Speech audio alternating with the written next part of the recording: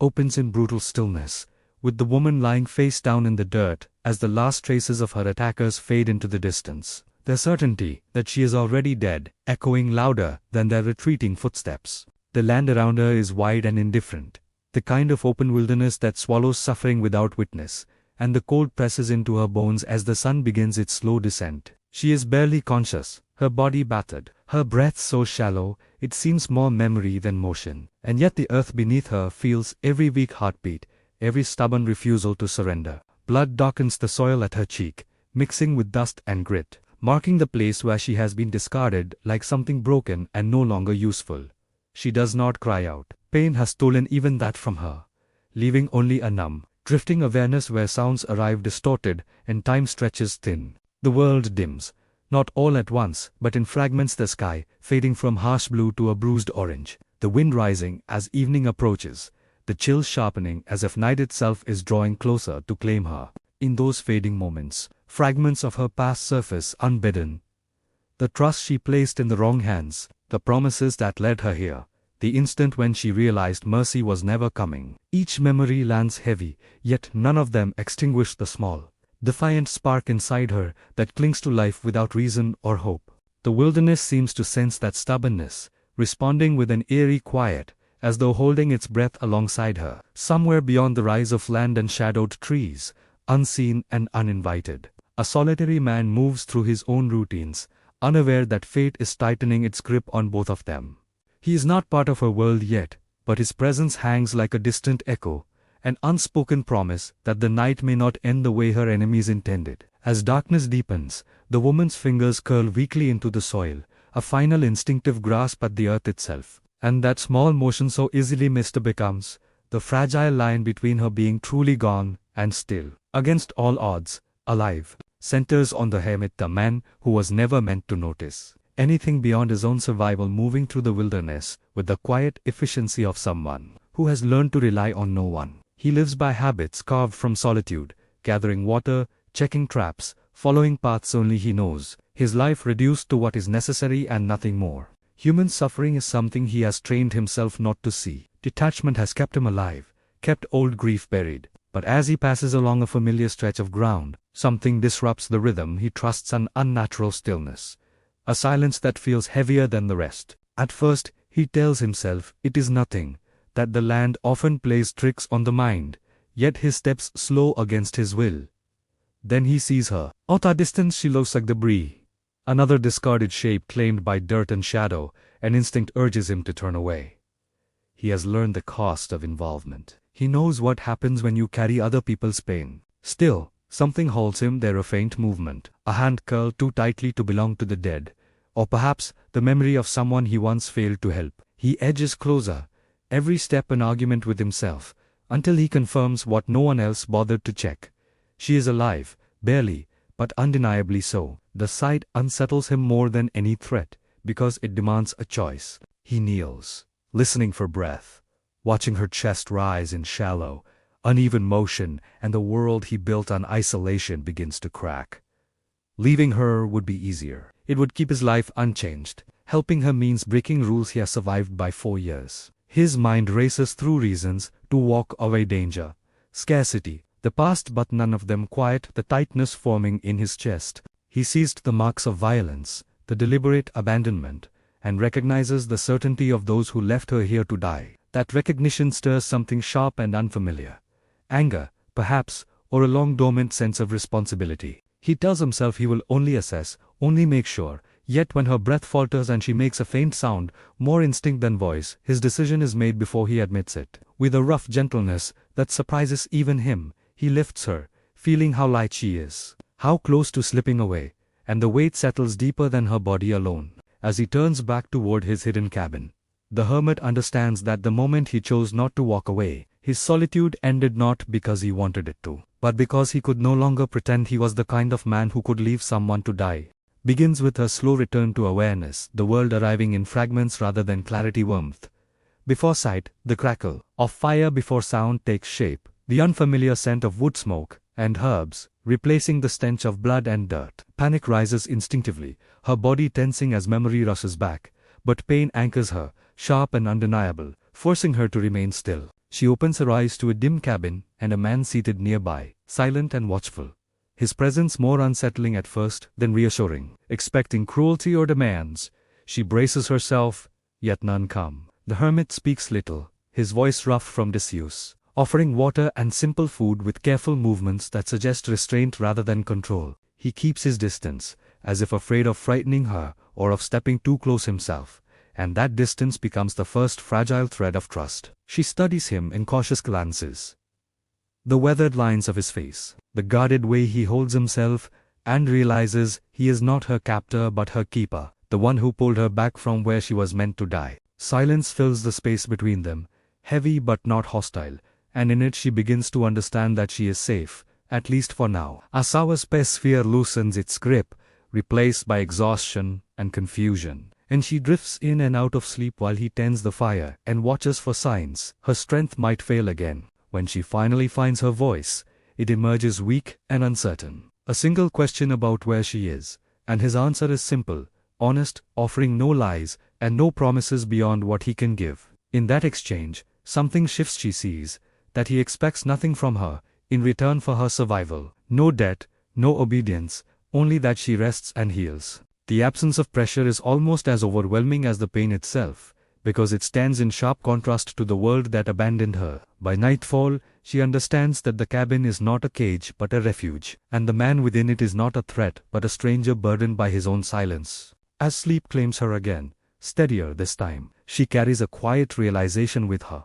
Someone chose to save her without knowing her name, and in that choice, the fear that has ruled her since she was left in the dirt begins, for the first time, to loosen its hold. Follows the slow days of recovery, where time loses its sharp edges, and becomes measured instead by pain easing, strength returning, and the quiet rhythms of life inside the hermit's world. Her body heals in small, stubborn victories, fever, fading wounds, closing, breath coming easier, yet her spirit lags behind, heavy with memories she cannot outrun. The hermit gives her space, never pressing for her story, and that restraint allows her to breathe without fear of judgment or obligation. They exist together in a careful balance, sharing the cabin without intruding on each other's wounds, communicating at first through gestures and brief words, until silence itself becomes something they share rather than endure. She begins to notice the gentleness hidden beneath his rough exterior, the way he leaves food where she can reach it without asking, how he adjusts the fire before dawn so the cold will not wake her, how he turns away when her strength falters to spare her pride. In time, she offers fragments of herself in return, small truths, not yet the whole story, but enough to bridge the distance between them. He listens without interruption, his stillness an invitation rather than a barrier, and in his quiet attention she finds something she has not known in a long while: being believed. The hermit, too, begins to change, though he barely recognizes it at first. Her presence disrupts his routines, but instead of resenting the disruption, he adapts, discovering that care does not weaken him the way he once feared. Old memories surface, losses that drove him into solitude, choices that hardened his heart, and he realizes how long he has lived in avoidance rather than peace. As trust deepens, their shared moments grow warmer, laced with unspoken understanding, and the cabin feels less like a hiding place and more like a home in the making. Yet beneath the fragile calm, unease lingers. She senses it in the way he listens to the forest beyond the walls, in the tension that tightens his shoulders when distant sounds carry too long. The past she fled is not finished with her, and though neither speaks of it aloud, both know the quiet cannot last forever. Still, for now, two broken souls find solace in the simple act of existing together, discovering that healing does not always arrive with grand gestures, but sometimes through shared silence, patient kindness, and the courage to let another person remain.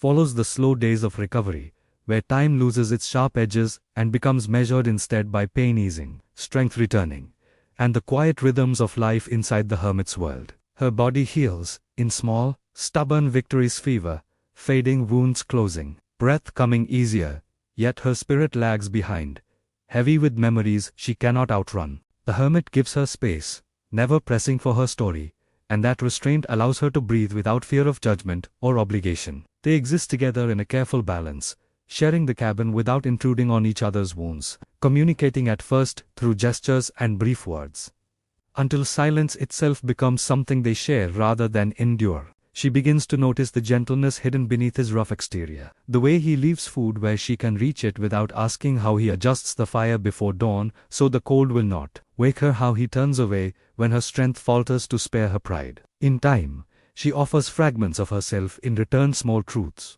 Not yet the whole story, but enough to bridge the distance between them. He listens without interruption, his stillness an invitation rather than a barrier. And in his quiet attention, she finds something she has not known in a long while: being believed. The hermit, too, begins to change, though he barely recognizes it at first. Her presence disrupts his routines, but instead of resenting the disruption, he adapts, discovering that care does not weaken him the way he once feared. Old memories surface, losses that drove him into solitude, choices that hardened his heart, and he realizes how long he has lived in avoidance rather than peace. As trust deepens, their shared moments grow warmer, laced with unspoken understanding, and the cabin feels less like a hiding place and more like a home in the making. Yet beneath the fragile calm, unease lingers. She senses it in the way he listens to the forest beyond the walls, in the tension that tightens his shoulders when distant sounds carry too long. The past she fled is not finished with her, and though neither speaks of it aloud, both know the quiet cannot last forever. Still, for now, two broken souls find solace in the simple act of existing together, discovering that healing does not always arrive with grand gestures, but sometimes, through shared silence, patient kindness, and the courage to let another person remain, shifts the fragile peace as the outside world begins to press in.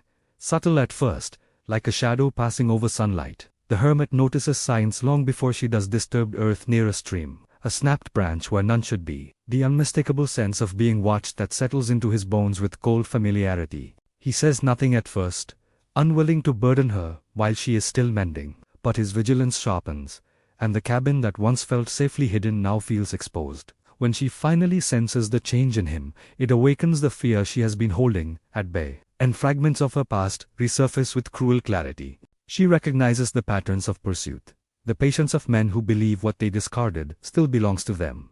Guilt and dread twist together, and she begins to consider leaving before her presence brings danger down upon the man who saved her. The hermit finds her, preparing quietly, pain flaring in her movements, and understands her intention without words. For the first time, he breaks his long-held silence, telling her that running will only make her weaker, that hiding alone is how people die unnoticed. His words carry the weight of experience, and she realizes he is no longer offering shelter out of obligation but out of choice. As the signs grow clearer, boot prints pressed into damp soil, distant voices carried on the wind, the truth can no longer be avoided. The people who left her for dead are close, searching not with mercy but with certainty. The hermit prepares his defenses, retrieving weapons he hoped never to use again, his calm resolve masking the storm of memories. This threat awakens. He knows confrontation will strip away the isolation he built as armor, yet he also knows that turning away now would be a deeper kind of loss. When he tells her to stay inside no matter what she hears, she sees the depth of his commitment,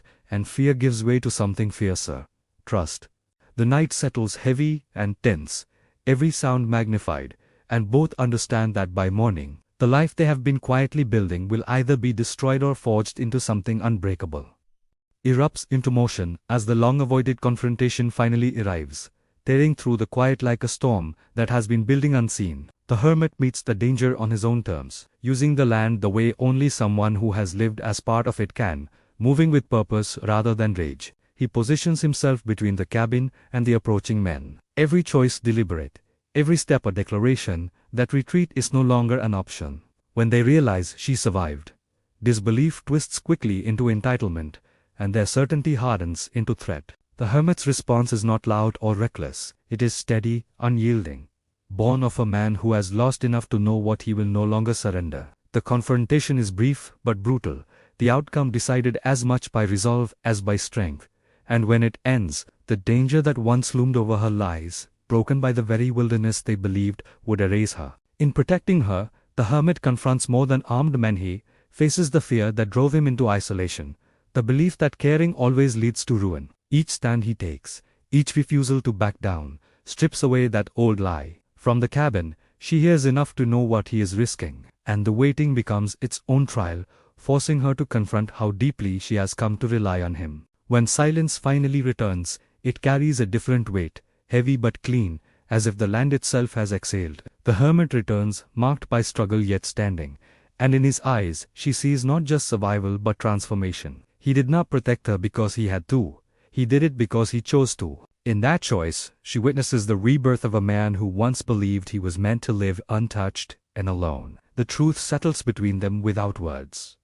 He is no longer a hermit, hiding from the world, and she is no longer a woman waiting to be discarded. What they defended together in that moment was more than life. It was the possibility of a future neither of them believed was still within reach. Closes the story in the quiet aftermath, where danger has passed and what remains must be faced without the urgency of survival. Morning arrives gently, light spilling over the land as if to prove the world can be kind again. And in that calm, she understands she is free to choose for the first time since she was left in the dirt. The path back to the world still exists, uncertain and unforgiving, but no longer forced upon her by fear.